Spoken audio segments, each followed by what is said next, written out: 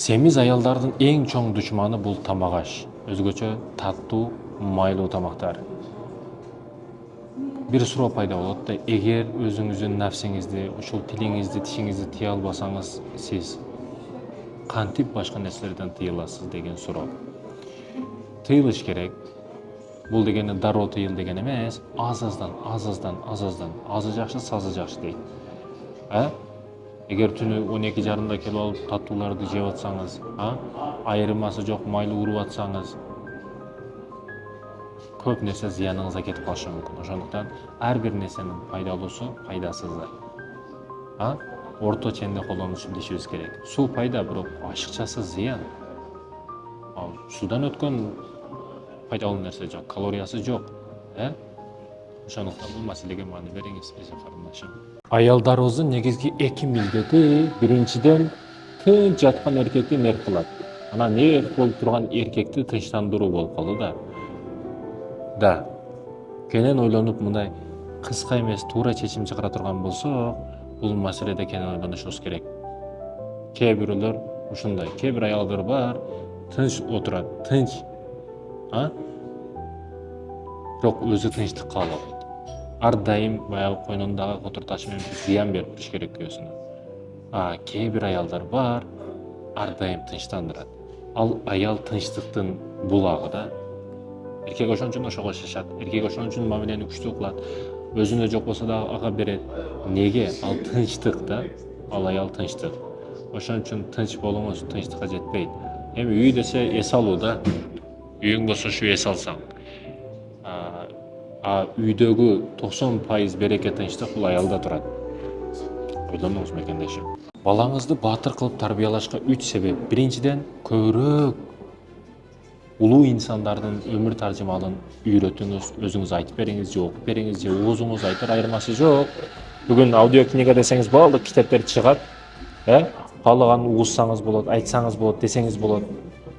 Сиз көлдүндө жашасаңыз, мисалы үчүн көлдүн жээгинде мындай отуруп алып, балаңызды бул тизеңизге отургузуп алып, өткөн улуу инсандар, Манас атабыздан баштап Молдо Кылыч, Молдо Нияз бардык өмүр таржымалдар эч нерседен кайтпастан дозотко тошун тоскон улуу баатыр атабыз тууралуу айтып берсеңиз болот. Айтор, ал рухтандырат да, ал дух берет. Ошондой болсом болот экен деген түшүнүк пайда болот балада. Демек, өмүр таржымал негизги маселе. Бирок бардык өмүр таржымалдын эң улуусу, эң жакшысы, эң сабак бере турганы бул пайгамбарыбыздын өмүр баяны, пайгамбарыбыздан үлгү алыңыз, үлгү бериңиз балаңызга. Ал эми экинчиден, еврейлер китеп окубасыдагы окумуш болуп туруп берет. Бул өзү үчүн эмес, баласы үчүн. Ошондуктан көбүрөөк өзүңүз үлгү болуңуз балаңызга, китеп маселесинде. Себеби балага бул эң керек нерсе. Өзгөчө 3 жаштан кийин кеч деген китепти окуп коюңуз, 3 жаштан кийин көп нерсе кеч. Балага эң кызыгып, көп нерсени сурай бере турган учур. Ошол учурда чогуу китеп окуш бул эң негизги маселе. Ал эми үчүнчүдөн, мекендешим, бала атага жакын. Көп учурда айтабыз кыз. Кыз маселеси бул башка маселе, бирок бала көп нерсени, коомго тиешелүү маселелерди атадан үйрөнөт, атаны кумир тутат. Демек, тойго болобу, маарекеге болобу эки жак алып чыгыш керек, ашарга алып чыгыш керек, баланы тарбиялаш керек. Коом менен элге аралашып бала болот да. Сен эмне билет элең, сен жагыңды жап, мисалы машина алып атасызбыз, свет кандай, көгү жакшы, агы жакшы деп кеңеш сурап, балаңызды адам катары жаштыгынан көрө баштаңыз. Жаштыгынан машина үйрөтүштү баштаңыз. Балаңыз оозун ачып лох болуп калып кетпеш керек. Өз алдынча көп нерсени билиш керек. Бала школаны бүткөндө көп нерсени билип калыш керек да. Ошондуктан ата катары көп нерсени үйрөтүңүз мекендешим. Мындай достон кетиш керек. Мисалы, Россиядан келдиңиз, аш кылып бер дейт. Бирдеке кылсаңыз, кафе кылып бер дейт. Той кылсаңыз, кафесин кошуп кылбайсызбы? Жок, мен мусулманчылык кылып өткөзөм десеңиз, жок, сен кафе кылышың керек дейт. Куддум сиз долженсиз да ага. Куддум сиз ага карсыз. Эртең проблема келсе жок алдыңызда. Россияга кеттиңиз, 2 жыл болду, 10 жыл болду, ашенеңизден келип, апасыңыздан келип бир кабар алып койбойт. Ашене кандайсыз досум, Россияда мен кызмат барбы, мага деп койбойт, мисалы үчүн. Кызмат болсо айтың дейт, продукта келип жардам бербейт, башка кылбайт. Мындай дос ашыңда бар, кыйынчылыгыңда жок. Ашыңда бар, башыңда жок. Мындай достун не кереги бар? Бул маселеде аралыкты сактайсың, бирок толук үзөрбөйсүң. Эмне? Күтүп жашаба да. Күтүп жашаба. Ошондуктан бул маселеге терең карап, андан кийин баягы дос маселеси негизи козголгон сайын ошо мектеп учурлар эч нерсеси жок, баягы жыртык кийим, үйдө канча кой эчкиси бар, огородунда нээси бар жогу айырмасы жок. Жаштыктан ошо школада чогуу окуп жүргөн достор көп учурда дос болуп кетет. Бизнес тармагына киргендер дагы ошол тармакта бири-бирин өстүргөн достор болот. Айтайын дегеним, мектеп досторуна дагы маани беришибиз керек. Анан айылдагыларда ушундай бул дегени бөлүш маселе жок. Айылдыктар деп, мен негизи айылдыкмын.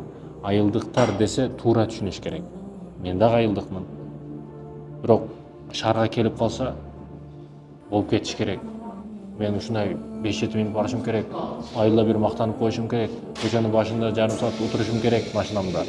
Үйдү салып турушум керек эки этаж кылып деген түшүнүктөр менен жашаган кыял кечтер бар да. Айылга мактаныш үчүн жашаба сен. Эл үчүн жашаба сен. Эл эмгегиңди, аркаңдагы пешенетерлерди көрбөйт. Эки этаж үйүңдү көрүшү мүмкүн, бирок артындагы пешенетерлерди, арамадагы аралаш нерселерди көрбөй калат. Ошондуктан тапканыңа маани бер. Мекендешим. Көрүшүңүз шарт болгон 3 мамлекет. Биринчи Кыргызстан. Кыргызстанда жашап, Кыргызстанды көрбөгөндөр өтө көп. Нарында жашайт, Баткенди көргөн эмес. Баткенде жашайт. Мекендешим Таласты көрө элек.